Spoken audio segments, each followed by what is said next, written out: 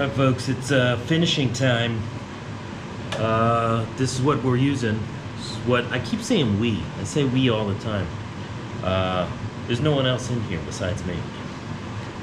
We're going with this Osmo PolyX, and I just got done watching a video for like the third or fourth time by Matt Estley. He's a young woodworker out of England.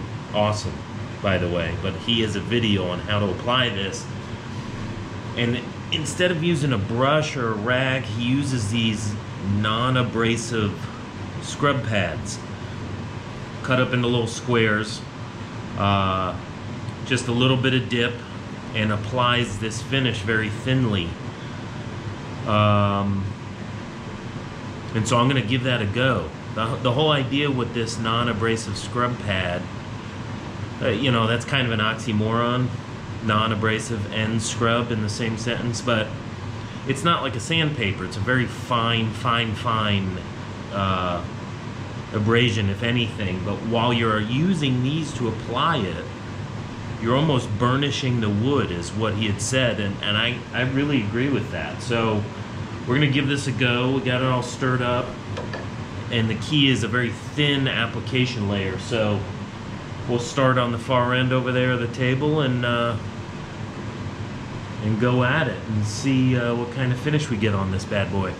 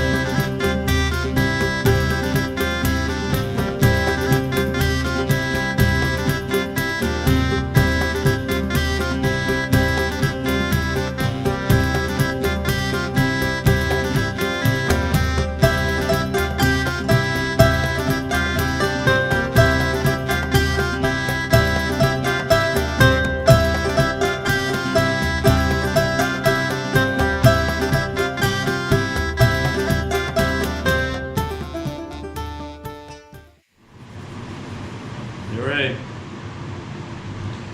that's one whole table with, I don't know, a fraction of this stuff. It stretches very far, but they want it to be a very thin coat. So this is the one pad I was using. You can see it's nasty, but it's still oil in here. So what I'm going to do now is go back, because there are some parts where it's a little bit thicker, not necessarily pooled up, but it's just a little bit thicker. So I'm going to take this pad and wipe the whole thing down again. Make sure I got all the nooks and crannies on this underside. Of course, this is the underside of the table, so this is only finished to a, am I upside down? To a 120 grit, which is fine for the underside of the table. Yeah, so that's what we'll do next.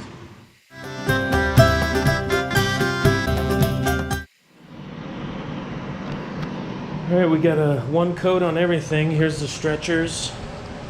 It's horrible lighting, can't really tell, but nice thin coat on those. And then the cross pieces over here, we got a nice thin coat on these as well. And we've got 3 coats of satin poly on the legs, and those are looking good.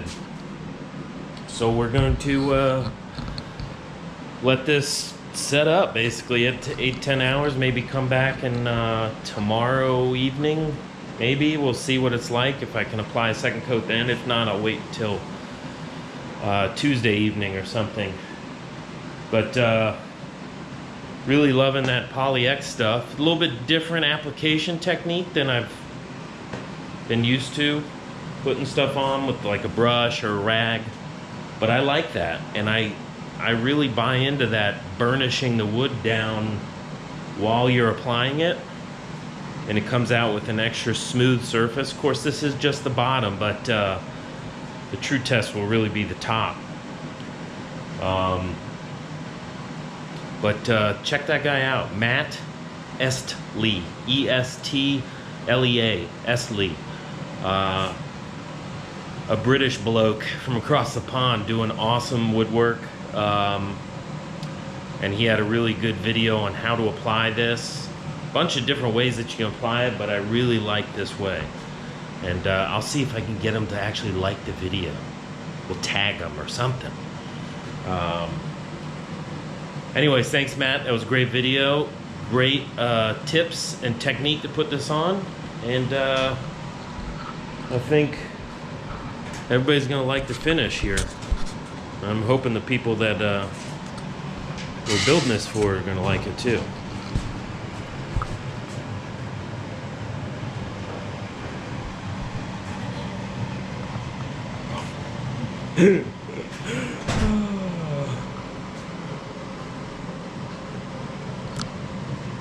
That's looking really good though right now. I mean, it's a matte, is it a matte finish?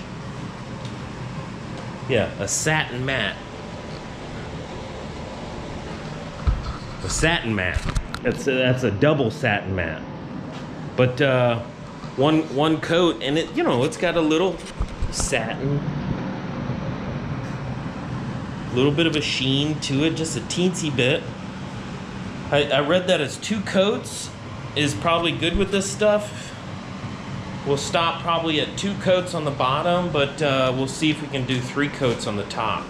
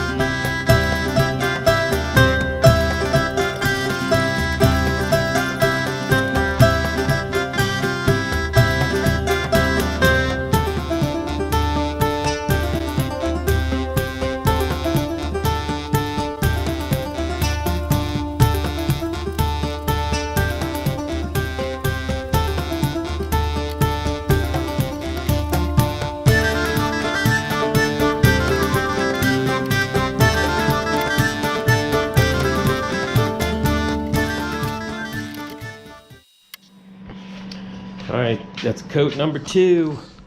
Coat number dos. Pretty much looks the same as the first coat. Maybe it's a little more of a different sheen here from what I'm seeing. But that's it. We're gonna do 2 coats on the bottom. I think it looks really good. I'm excited about the top. All right, bottom is all done, getting ready to flip, but before I did that, I basically put the legs on and attached the clips. You can see I got 2 on the inside here, and then we got 3 on the outside. And then I got the Z clips running down this this stretcher. And essentially, I don't need to put these on now, but I'll put another coat on all these, but this is, you know, gets attached like that. And then there's one over here as well. One of those numbers. So we're gonna put a 3rd coat on these stretchers and cross members.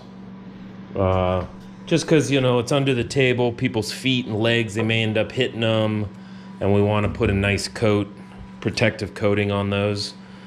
So I'm gonna take all these clips off. Now everything's pre-drilled. I know where everything needs to be, so when I get to the client's site or to the house to put it together, I know how everything's gonna get attached.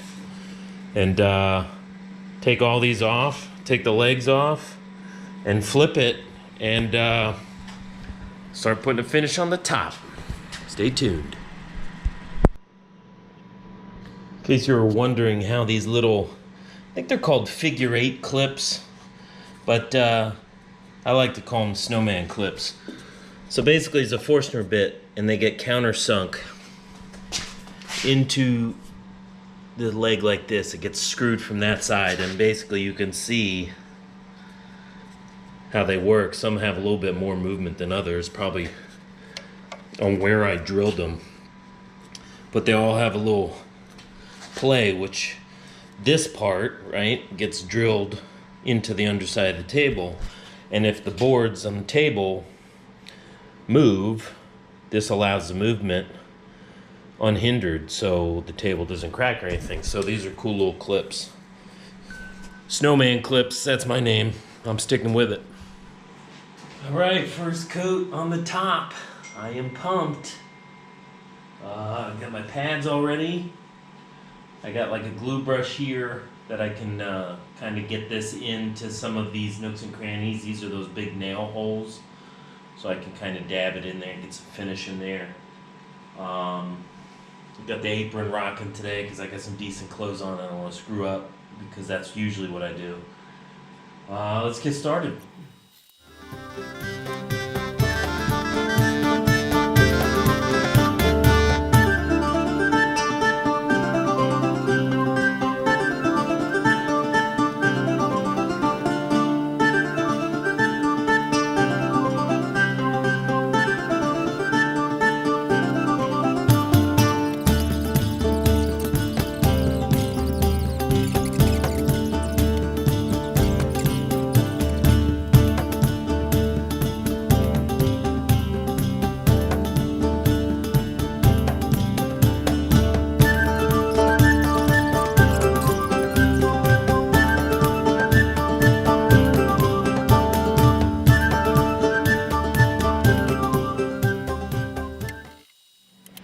All right, guys. First coat on the top is on. Yes. So we got 3 coats now on the stretchers, and these cross pieces over here. There's 3 coats on that. I think that's good. And we got 1 coat now on the top, and you can see it. Let's see if you can do like a pan.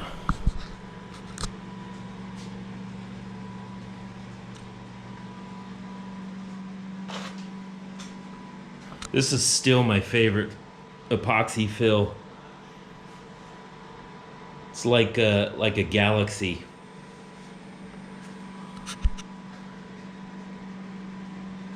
It was pretty much all black. Pretty much all black too. This one is really cool. It's I don't know, it's like a Milky Way looking thing. Like here there's some, it's very weird. I don't know, it just mixed with there's a little bit of wood in there, so it's got like some of that wood color coming through. It's very cool looking. And this one's got a cool mix of everything. The breadboards came out nice. This is just a little bit of epoxy fill in there. And then we come over to the other side. Really cool. And if you remember, you know, it all started with this one board all the way down, because this one board was cracked all the way through. So that epoxy line runs from top to bottom.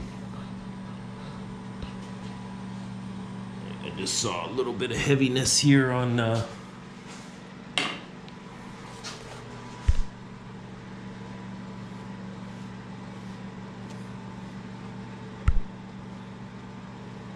just trying to get anywhere that's heavy with that finish. I'm trying to wipe it off so it's a thin coat.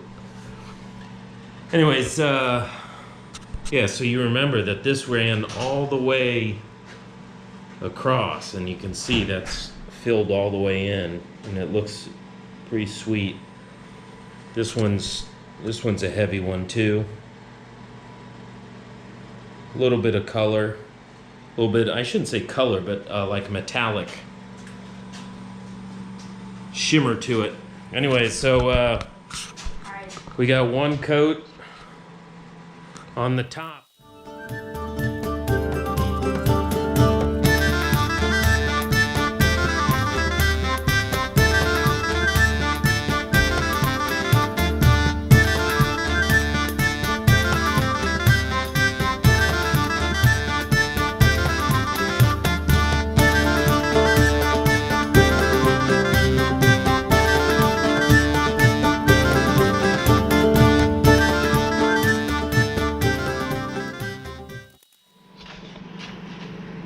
Coat number dos.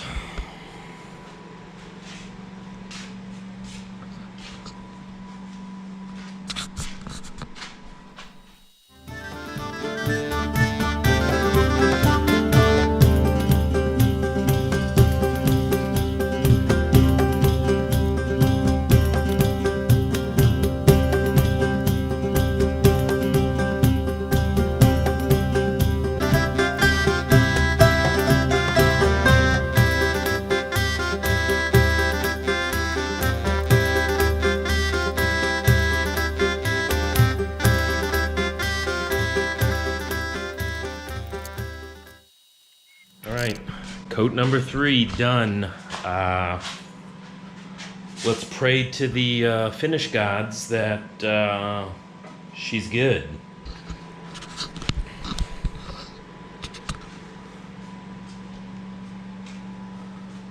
And I did a really light coat. I noticed when I came out here before I put this finish on, that there was a couple heavy spots from the coat number 2. So what I did is took the 320 and just knocked down those. It's not a high spot, but you can see at a certain light, you can see there's like a thicker couple brush marks, if you will, of the finish. So I took the 320, knocked that down, just little spots here and there, and then I was very careful on this one to put a good coat on, good finish on, and then came back with a new one and really wiped it down and in to make sure that it was a really overall thin coat. And I think we captured it. I hope we did. You know, only time will tell when we come out tomorrow, or tomorrow evening when it's set up, and see what it looks like. But right now, based on how it's looking, it's very uniform. You know, yesterday I did notice when I walked away there was a couple shinier spots than others, and you could probably see in some of those photos, and that was probably because there was a thicker finish on those spots, right? And so those thicker finishes, that's when I came out and saw that this evening, or even this morning before I left for work, there were just a little bit thicker spots. So what I did is made sure to really get a uniform coverage, and I think I'm really liking how this is looking right now. It's going to end up being a very satin, matte-like type of finish. There'll be a little bit of a sheen to it, which is what you should have for that. So I'll quit jinxing it and talking through this, and hopefully, you know, we've cracked the nut on this. I do love, I'm loving this Osmo oil. It's on the pricey side, but I like applying it with the pads. Great idea. And let's see what happens in the morning, see how we're liking this, and go from there.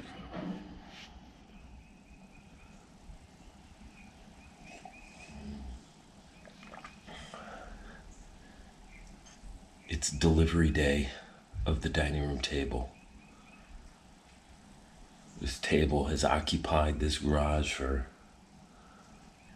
I don't know, better part of a month. And it's time to bring it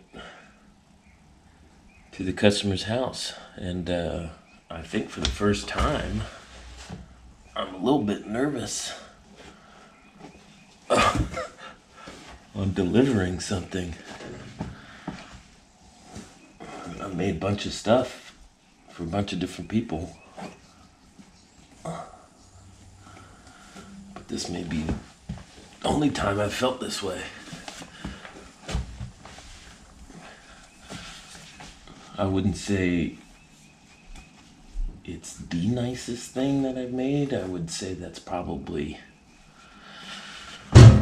the study in my house, the built-in bookshelf and green style wall panels and stuff like that. I would say that's probably the nicest thing I've done to date, but this may be a close second, I think. I don't know why, just the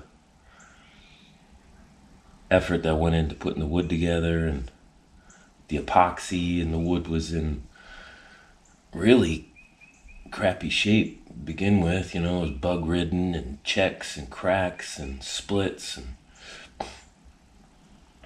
I kind of really like how the table turned out, and I'm hoping that the people we're giving it to will like it too. So let's start loading up the truck, or at least get the truck ready to load.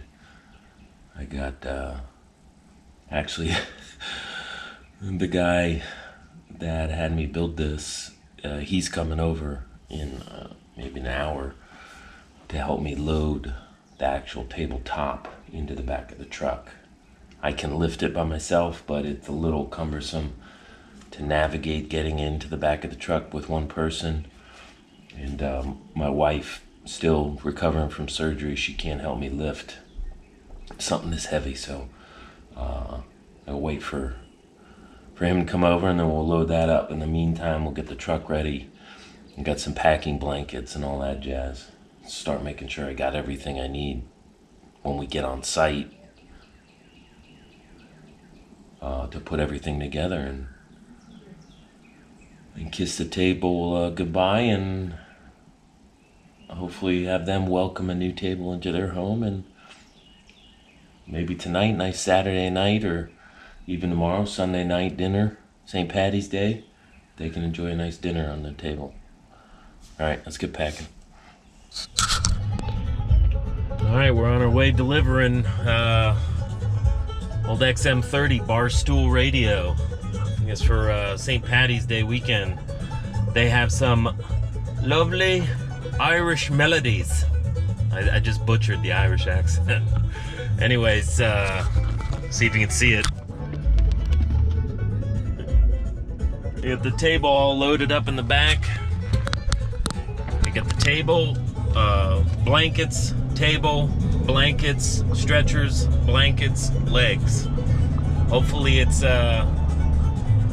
gonna make the trip. I think we got a little bit here, another 15-20 minutes to get to the house. All right, table's in and built. Let's see if we get a sweeping shot.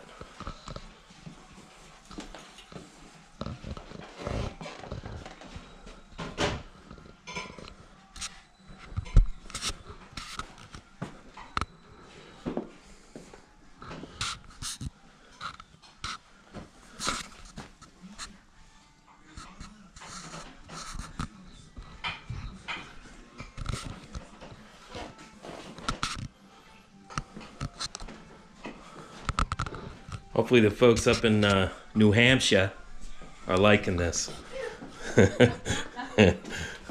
Shout out to New Hampshire. Hey, Dad.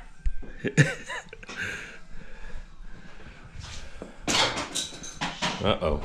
What's on camera? Sorry, that's normal. Lighting's better from this side. Backlighting.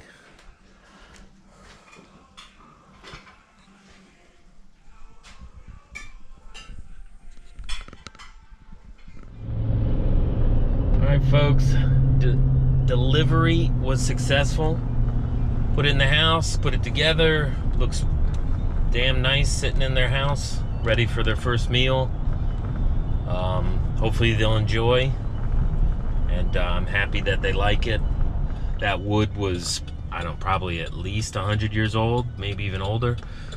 So hopefully that table will stand the test of time and last just as long. They can hand it down to their kids and kids' kids and all that jazz. So Thanks guys for giving me the opportunity to build that. Thank you for watching along on this series. And now it's off to the next project.